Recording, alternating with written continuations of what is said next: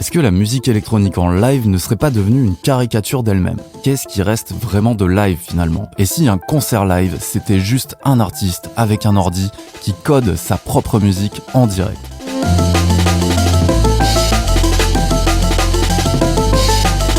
Et qu'en plus de ça, le public verrait toute la performance sur grand écran. Pas de fioriture, juste une performance live souvent basée sur l'improvisation. Et ça tombe bien, il y a un mouvement musical qui émerge depuis quelques années, le live coding, ou encore appelé l'algorave. C'est pas un style de musique, c'est une pratique, c'est un mouvement underground, et surtout c'est une communauté qui est basée sur le partage et l'expérimentation.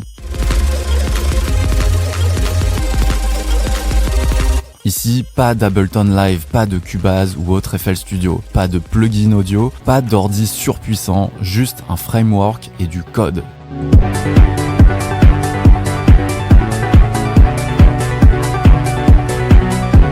Le live coding, c'est aussi une manière de reprendre le contrôle sur ces outils et d'ouvrir des possibilités qui ne sont pas forcément accessibles dans les logiciels grand public. Ici, les artistes créent leurs algorithmes ou alors ils utilisent et modifient les algos d'autres artistes. Bien souvent, ils créent aussi leur propre visuel en code, tout ça en 100% open source. Le live coding, c'est une reprise de contrôle sur les algorithmes qui cherchent justement à nous contrôler de plus en plus. Et en revenant au code source de la musique électronique, on retire toute la couche ultra-capitaliste de celle-ci pour ne garder que l'essentiel.